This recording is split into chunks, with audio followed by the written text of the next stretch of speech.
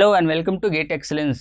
आज हम सॉल्व करने वाले हैं प्रीवियस ईयर्स के क्वेश्चन जो इलेक्ट्रॉनिक्स एंड कम्युनिकेशन सब्जेक्ट के अंदर जो स्पेसिफिक सब्जेक्ट था एनालॉग कम्युनिकेशन, उसके अंदर से पूछे गए कुछ क्वेश्चंस को जो 2020 में पूछे गए थे। तो चलिए स्टार्ट करते हैं पहले क्वेश्चन से। पहला क्वेश्चन ये बोल रहा है कि S P M T and S F M T as defined below are the phase modulated and frequency modulated wave form. ये हमारे पास फेज मॉड्यूलेटेड है और ये हमारे पास फ्रिक्वेंसी मॉड्यूलेटेड है। Corresponding to the message signal MT shown in the figure, हमारे पास एक मैसेज सिग्नल दिया हुआ है और ये हमारे पास फिगर में दिया हुआ है। तो ये रहा मैसेज सिग्नल का रिप्रेजेंटेशन, और जो फ्रीक्वेंसी मॉड्यूलेटेड सिग्नल है वो SFM से रिप्रेजेंटेड है और जो फेज मॉड्यूलेटेड है वो SPM से रिप्रेजेंटेड है। तो दोनों ही देखेंगे आपकी SPMT है वो cos 1000 pi T plus KPMT, ये स्टैंडर्ड पीएम का यानी फेज मॉड्यूलेटेड सिग्नल का रिप्रेजेंटेशन है। अब वैसे ही ये एफएम ये भी स्टैंडर्ड फ्रीक्वेंसी मॉड्यूलेटेड सिग्नल का रिप्रेजेंटेशन है जो रिप्रेजेंट कर रहा है cos 1000 pi T plus KF integration over minus infinity to T MT into DT। अब इसमें पूछा क्या है, सबसे पहले रिप्रेजेंट किया कि KP और KF क्या है। तो KP हमारे पास फेज डेविएशन है और जिसकी जो यूनिट है वो दे रखा है रेडियन पर वोल्ट, एंड KF क्या है हमारे पास, KF is the frequency deviation constant in radian per second per volt. If the highest instantaneous frequency of SPMT and SFMT are same, यहाँ पे देखिए हमें हाईएस्ट फ्रीक्वेंसी निकालनी है, हाईएस्ट इंस्टेंटेनियस फ्रीक्वेंसी। तो ये हमारे पास काम की चीज़ है, इसी को निकालना है हमें। Highest instantaneous frequency of SPMT and SFMT are same, इसका मतलब फ्रीक्वेंसी मॉड्यूलेटेड और फेज मॉड्यूलेटेड सिग्नल का इंस्टेंटेनियस फ्रीक्वेंसी अगर सेम है then the value of ratio of KP upon KF is, ratio क्या होगा KP अपॉन KF का, यहाँ पे हमें फाइंड आउट करना है। तो चलिए इसको देख लेते हैं। सबसे पहले इंस्टेंटेनियस फ्रीक्वेंसी क्या होता है, क्योंकि हमें इंस्टेंटेनियस फ्रीक्वेंसी को इक्वल करना होगा, उसको इक्वल करेंगे तभी हमारे पास इन दोनों का रेशियो आएगा। तो चलिए हम इंस्टेंटेनियस फ्रीक्वेंसी देख लेते हैं। इंस्टेंटेनियस फ्रीक्वेंसी क्या रिप्रेजेंट करता है कि अगर हम इसका स्टैंडर्ड डेफिनेशन देखें तो ये है FC plus K times of D by DT into angle. अब यहाँ पे क्या है हमारे पास, यहाँ पे है एंगल और ये हमारे पास एंगल है। तो चलिए इसको सॉल्व करते हैं। इसको हम इंस्टेंटेनियस फ्रीक्वेंसी अगर हम PM के लिए लिखते हैं फॉर फेज मॉड्यूलेटेड सिग्नल, तो ये हमारे पास क्या हो जाएगा FC प्लस KP, क्योंकि कांस्टेंट हमारे पास क्या है KP है। अगर डिफरेंशिएशन करते हैं तो ये हमारे पास कांस्टेंट बाहर आ जाएगा और ये MT का डिफरेंशिएशन हो जाएगा। तो D of MT upon DT। तो ये एक हमारे पास आया किस सिग्नल का, सिर्फ फेज मॉड्यूलेटेड सिग्नल का। अब सिमिलरली मैं फ्रीक्वेंसी मॉड्यूलेटेड सिग्नल का निकालता हूँ, तो F instantaneous of frequency modulated signal is equals to FC plus KF, क्योंकि अब हमारे पास फ्रीक्वेंसी मॉड्यूलेटेड सिग्नल है तो KF आ जाएगा। KF क्या है हमारे पास देख सकते हैं, फ्रीक्वेंसी डेविएशन। तो KF, अब डिफरेंशिएशन किसका करना है, इस वाले पार्ट का। तो ये KF हमने बाहर कांस्टेंट ले लिया, यहाँ पे इंटीग्रेशन है, तो इसको अगर डिफरेंशिएशन करेंगे तो इंटीग्रेशन और डिफरेंशिएशन ये खत्म हो जाएगा, तो हमारे पास क्या आ जाएगा MT। तो ये दो चीजें आ गई हमारे पास। पहला आया फेज मॉड्यूलेटेड सिग्नल का इंस्टेंटेनियस फ्रीक्वेंसी, दूसरा आया फ्रीक्वेंसी मॉड्यूलेटेड सिग्नल का इंस्टेंटेनियस फ्रीक्वेंसी। अब बोला है कि इसकी मैक्सिमम चीजें निकालनी है, यानी कि if the highest instantaneous frequency is of, मुझे इसका हाईएस्ट इंस्टेंटेनियस फ्रीक्वेंसी निकालना है। तो हाईएस्ट इंस्टेंटेनियस फ्रीक्वेंसी निकालने के लिए हम वेवफॉर्म में देखते हैं। तो हाईएस्ट इंस्टेंटेनियस निकालने के लिए देखिए यहाँ पे नेक्स्ट पे चलते हैं। हाईएस्ट इंस्टेंटेनियस फ्रीक्वेंसी क्या हो जाएगा, हम स्लोप को देखते हैं, डिपेंड किस पे करेगा। हमारे पास था FC plus K times of P into K times of P into D by DT of MT। ये था हमारे पास किसका, फेज मॉड्यूलेटेड सिग्नल का। तो अब हम इसका अगर निकालते हैं फेज मॉड्यूलेटेड सिग्नल का मैक्सिमम, तो मैक्सिमम हमारे पास क्या आएगा, मैक्सिमम ये होना चाहिए क्योंकि ये तो कांस्टेंट है और ये केपी भी कांस्टेंट है, तो मैक्सिमम कहाँ से निकलेगा, इस वाले पार्ट से। तो ये क्या है, डी बाई डी टी, यानी कि स्लोप है। अगर हम मैक्सिमम स्लोप निकाल पाए यहाँ से तो वो हमारा क्या हो जाएगा, एफ आई मैक्सिमम, यानी इंस्टेंटेनियस फ्रीक्वेंसी की मैक्सिमम वैल्यू। तो यहाँ से देखिए हमारे पास गिवन डायग्राम है जिसके अंदर ये स्लोप दे रखा है। तो अगर हम मैक्सिमम स्लोप निकालते हैं तो ये देखिए एक्स एक्सेस है, एक्स एक्सेस में ये पॉइंट और ये पॉइंट हम स्लोप निकाल लेते हैं। तो ये पॉइंट क्या रिप्रेजेंट कर रहा है, 1,0, और अगर इस पॉइंट की बात करें तो ये रिप्रेजेंट कर रहा है 3,10, क्योंकि ये हमारे पास ये एक्स एक्सेस 3 है और वाई एक्सेस 10 है। तो चलिए इसका मैक्सिमम स्लोप क्या आ जाएगा, यहाँ से निकाले तो स्लोप हो जाएगा y2 माइनस y1 होता है, तो 10 minus 0 upon x2 minus x1 upon 3 minus 1, तो ये क्या हो जाएगा 10 अपॉन 2 इक्वल्स टू 5। तो ये आ गया हमारे पास 5। तो इसको लिख सकते हैं एफ सी प्लस के पी इंटू 5। अब ये इक्वेशन आया हमारे पास, सपोज इसको 1 मान लेते हैं, ये आया हमारे पास F I max of phase modulated signal. अब सिमिलरली हमें फ्रीक्वेंसी मॉड्यूलेटेड सिग्नल का मैक्सिमम निकालना है, F max of frequency modulated signal. तो ये क्या था हमारे पास, F C plus K F times of M T in K F into M T था। अब ये क्या है, इसका मैक्सिमम निकालेंगे क्योंकि ये हमारे पास कांस्टेंट है, ये भी कांस्टेंट है। तो इसकी मैक्सिमम वैल्यू जो एम टी की मैक्सिमम वैल्यू है वो सिंपल सा मैक्सिमम वैल्यू क्या होता है, जो इसका एम्पलीट्यूड मैक्सिमम होता है। तो अगर इस सिग्नल से हम एम्पलीट्यूड मैक्सिमम निकाल देते हैं, मैक्सिमम एम्पलीट्यूड कितना आ रहा है, वो आ रहा है 10। तो हम यहाँ पे इसका ले लेंगे, इसी को हम आगे लिख लेते हैं F C plus K F into 10। अब ये इक्वेशन 2 हो गया। अब क्वेश्चन में क्या कह रहा है, यहाँ पे देखिए क्वेश्चन में ये कह रहा है कि दोनों इक्वल हो if the highest instantaneous frequency of S P M T and S F M T are same.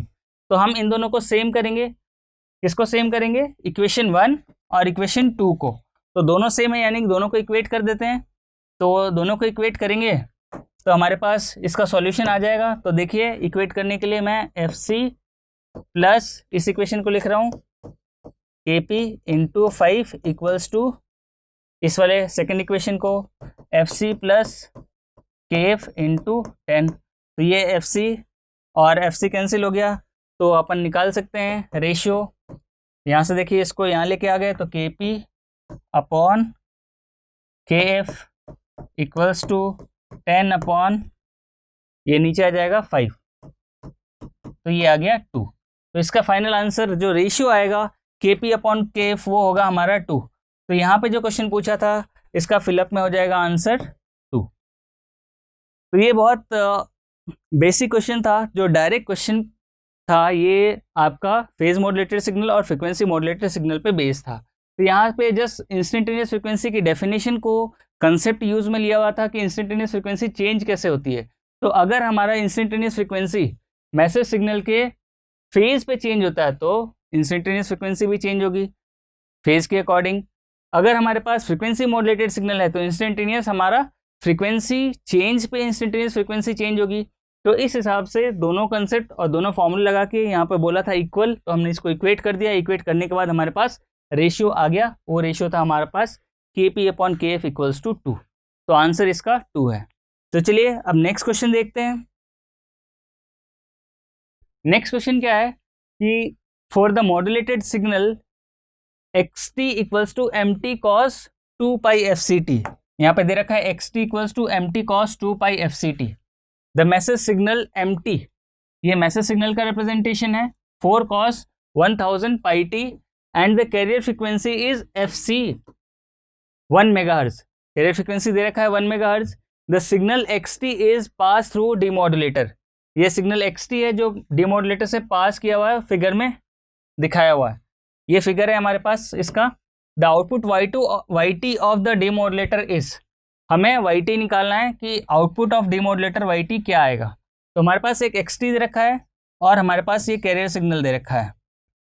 तो यहाँ से देखिए एक्स टी और ये हमारे पास कैरियर सिग्नल। तो अगर इन दोनों को क्या किया है कि प्रोडक्ट मॉड्यूलेटर में डाला है, प्रोडक्ट मॉड्यूलेटर के बाद जो आउटपुट आएगा उसको लो पास फिल्टर से पास किया है, उस लो पास फिल्टर से पास होने के बाद जो सिग्नल आएगा वो हमारे पास YT आउटपुट आ जाएगा। तो चलिए इसको देख लेते हैं। XT और cos 2πfc plus 40 into T, ये क्या हो रहा है कि दोनों मल्टीप्लाई हो रहा है यहाँ पे, इसको बोलते हैं मॉड्यूलेटर या इसको बोलते हैं प्रोडक्ट मॉड्यूलेटर। प्रोडक्ट क्यों? क्योंकि दोनों सिग्नल प्रोडक्ट हो रहे हैं, तो यहाँ पे क्या होगा, दोनों सिग्नल को मल्टीप्लाई करना पड़ेगा। तो दोनों सिग्नल को मल्टीप्लाई करने के लिए देखिए हमारे पास XT की वैल्यू दे रखी है और ये हमारे पास cos 2πfct FC plus 40t दे रखा है। तो यहाँ पे लिख लेते हैं कि आउटपुट ऑफ मॉड्यूलेटर क्या आएगा हमारे पास, आउटपुट ऑफ मॉड्यूलेटर हमारे पास यहाँ पे जो आएगा वो आएगा हमारे पास, इसको मैं मान लेता हूँ, इसको मान लेता हूँ M। तो M हमारे पास जो आएगा वो होगा product of XT into cos 2πfc plus 40 into T, ये आएगा। अब हम XT को सब्स्टिट्यूट कर देते हैं। XT की वैल्यू क्या दे रखी है हमारे पास, XT दे रखा है MT cos 2πfct और इसको वापस एज इट इज लिख देते हैं, तो cos 2πfc plus 40 into T. तो ये हमारे पास दोनों का प्रोडक्ट है। तो यहाँ पे देखिएगा, यहाँ फॉर्मूला अप्लाई हो जाएगा cos A cos B का, cos A cos B का फॉर्मूला ट्रिग्नोमेट्रिक फॉर्मूले से हम अप्लाई करेंगे, तो cos A cos B होता है half of cos A plus B plus cos A minus B। तो यहाँ पे हम इसको सॉल्व करते हैं cos A cos B के फॉर्मूले से, तो यहाँ पे लिख देंगे हाफ पहले आ जाएगा, तो MT/2 लिख दिया हमने। अब cos A plus cos B का फॉर्मूला लगाना है, तो cos A plus cos B का फॉर्मूला हम यहाँ पे लगाते हैं। यहाँ देखिए cos A और cos B, हम इसको A मान रहे हैं, इसको B मान रहे हैं, तो चलिए cos A प्लस B हो जाएगा हमारे पास cos 2π, यहाँ पे FC है और यहाँ पे FC, तो ये आ जाएगा 2FC plus 40 t, 2FC plus 40t आ गया। अब हमारे पास सेकंड जो आएगा cos A माइनस B, तो cos A माइनस B क्या हो जाएगा हमारे पास, cos 2π एज इट इज, यहाँ पे आ जाएगा cos 40।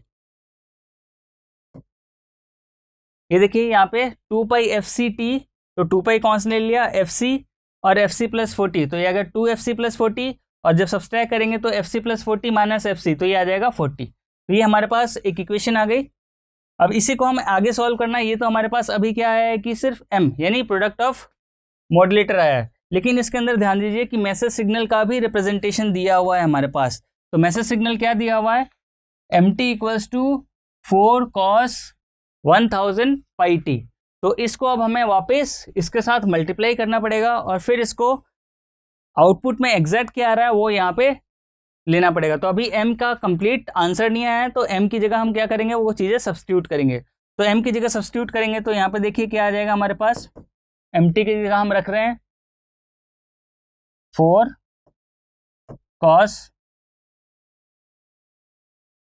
1000πt into as it is, ये जो है सारा का सारा, तो cos 2π into 2 times of FC plus 40t plus cos 2π 40 into T, यहाँ पे t मिस हो गया तो यहाँ पे लिख दिया हमने। तो ये हमारे पास एक्सप्रेशन आया और यहाँ पे 2 था तो इसको हमने नीचे 2 लिख दिया, तो ये 2 से 2 कैंसिल हो गया तो बचा यहाँ पे 2। तो अब ये वापस से फॉर्मूला आएगा कि इसको इससे मल्टीप्लाई करेंगे, देखिए इसको एक बार इससे मल्टीप्लाई करेंगे और फिर एक बार इसी को इससे मल्टीप्लाई करेंगे, तो फिर हमारे पास cos A cos B का फॉर्मूला आएगा और यहाँ भी cos A cos B का फॉर्मूला आएगा। तो दोनों को साथ मल्टीप्लाई करेंगे, उसके बाद हमारे पास फाइनल मॉड्यूलेटर का आउटपुट आ जाएगा। तो चलिए इसको हम आगे ले लेते हैं नेक्स्ट स्लाइड पे। तो ये है 2 cos A cos B, तो इसको हम ले लेते हैं। तो cos A cos B के एक्सपेंड करने के लिए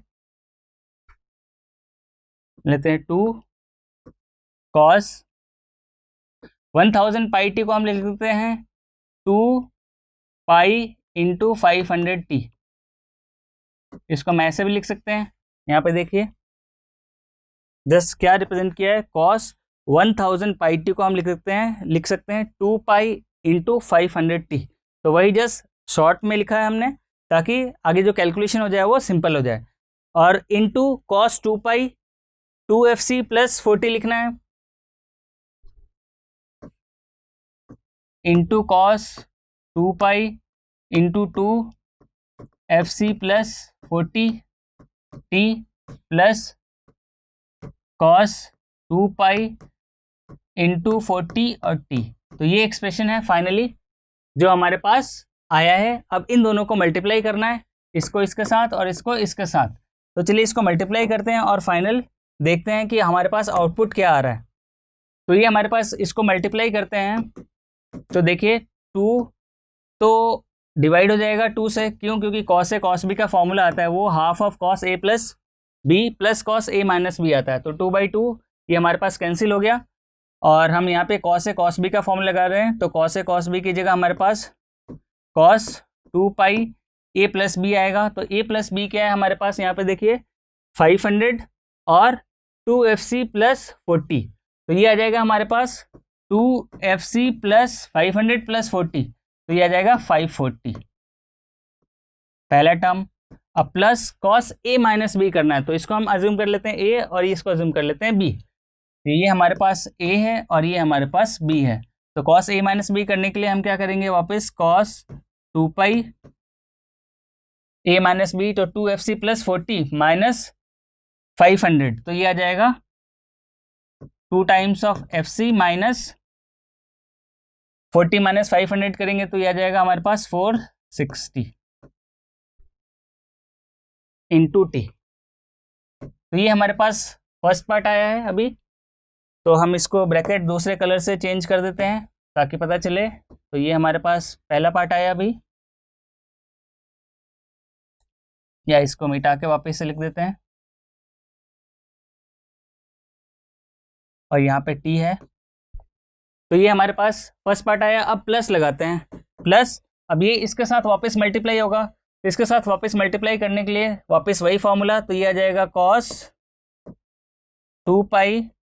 अब देखिए ये 40 है तो 2 पाई कॉमन ले लिया, तो ए प्लस बी 500 प्लस 40, तो ये आ जाएगा 540 into T plus cos A minus B. A minus B के अंदर अगर हम लेते हैं तो ये आ जाएगा हमारे पास 500 माइनस 40, तो ये आ जाएगा 460। ये यहाँ पे 2 पाई है, तो ये हमारे पास आ गया। अभी हमारे पास बड़ा ब्रैकेट क्लोज हो जाएगा, तो ये हमारे पास बड़ा ब्रैकेट आ गया। तो ये देखिए दोनों एक्सप्रेशन हमने सॉल्व कर लिया। अब इसके बाद हमारे पास ये किसका आया आउटपुट, ये आया हमारे पास मॉड्यूलेटर का आउटपुट। तो ये हमारे पास मॉड्यूलेटर का आउटपुट है, तो ये दोनों कट गए हमारे पास। तो मॉड्यूलेटर के अंदर हमारे पास जो फ्रिक्वेंसी आई है वो देख सकते हैं हमारे पास कौन कौन सी फ्रिक्वेंसी आई। ये हमारे पास 2fc प्लस 540 आई है, यहाँ पे cos 2fc माइनस 460, यहाँ पे है cos 2 पाई 540 और ये हमारे पास 460। तो जो फ्रिक्वेंसी कंपोनेंट है हमारे पास एक लो पास फिल्टर दे रखा है जिसकी कट ऑफ फ्रिक्वेंसी हमारे पास 510 हर्ट्ज है। तो जो भी कट ऑफ फ्रिक्वेंसी है वो सिर्फ और सिर्फ इस रेंज में आती है, यानी -500 से +500 के रेंज में वही सिग्नल पास होगा, उसके अलावा कोई भी सिग्नल पास नहीं होगा। तो अगर हम इसको लो पास फिल्टर से पास करते हैं तो यानी कि जब हम इसको yt एज्यूम करते हैं तो yt के अंदर क्या होगा, yt के अंदर देखिए हमारे पास ये cos 2 पाई fc प्लस 540 है, यानी 500 से ज़्यादा है, तो ये कैंसिल हो जाएगा। फिर cos 2 fc माइनस 460, यहाँ देखिए कैरियर फ्रिक्वेंसी हमेशा बहुत ज़्यादा हाई होती है, तो ये 1 मेगाहर्ट्ज़ के आसपास है। तो हम अगर इसमें डालते हैं 1 मेगाहर्ट्ज़ इंटू मल्टीप्लाई करते हैं तो ये भी क्या हो जाएगा, इस 540 से अगर लेते हैं यहाँ पे तो ये आ जाएगा 2 मेगाहर्ट्ज़। तो 2 मेगाहर्ट्ज़ कितना होता है, 2 मेगाहर्ट्ज़ माइनस 460, तो 2 मेगाहर्ट्ज़ माइनस 460 करेंगे तो ये अराउंड 1500 के आसपास आएगा, तो ये भी पास नहीं हो पाएगा। वैसे ही यहाँ पे लेते हैं 540 आ रहा है तो 540 भी नहीं होगा क्योंकि ये 5 प्लस 540 510 से ज़्यादा है, तो ये भी कैंसिल हो जाएगा। ये आता है 460, अब लास्ट बचा है 460। तो 460 क्या है, इन दोनों के बीच में है, तो ये हमारे पास सिर्फ और सिर्फ ये सिग्नल पास होगा। तो y2 जो आउटपुट आएगा वो हमारे पास cos 2 पाई इंटू 460t, तो ये फाइनली हमारे पास आउटपुट आएगा। तो इसको हम ऑप्शन से मैच करते हैं। ऑप्शन दे रखा है cos 460 पाई टी, यहाँ पे देखिए cos 460 पाई टी दे रखा है, cos 1000 pi T, cos 920 pi T और cos 540 पाई टी। तो ये हमारे पास 2 पाई वाला टर्म इसके अंदर नहीं है, तो हम इसको सॉल्व कर लेते हैं 2 पाई वाले टर्म को। तो cos 2 पाई वाला टर्म क्या है हमारे पास, देखिए ये आ जाएगा cos, इसको मल्टीप्लाई कर देंगे तो क्या हो जाएगा 0 2 and 4 to that 9, तो 920 पाई टी हमारे पास आएगा ये। तो देख लेते हैं 920 पाई टी किस में आ रहा है, तो ये आ रहा हमारे पास 920 पाई टी सी के अंदर आ रहा है, तो ये हमारा करेक्ट ऑप्शन हो जाएगा। तो जल्दी जल्दी में क्या करते हैं कि अगर ये 460 था तो ध्यान देना है कि 460 के साथ 2 पाई भी मल्टीप्लाई है, तो यहाँ पे देखिए 2 पाई अगर हम मिस कर देते तो रॉन्ग आंसर चूज कर लेते, तो इसके लिए हमें ध्यान देना है और इसको मल्टीप्लाई करने के बाद ही आंसर को चेक करना है। तो ये हमारे पास 920 पाई टी आ रहा है, तो ये हमारा इसका करेक्ट ऑप्शन था। तो इस तरीके से 2 क्वेश्चन आए थे, काफ़ी अच्छे क्वेश्चंस थे, ये पूरे के पूरे कंसेप्ट बेस्ड थे और कैलकुलेशन बेस्ड थे। तो ये 2 क्वेश्चन आए हुए थे 2020 के अंदर। होपफुली ये आप लोगों को समझ में आ गया होगा। तो चलिए मिलेंगे अगले वीडियो में। Thank you.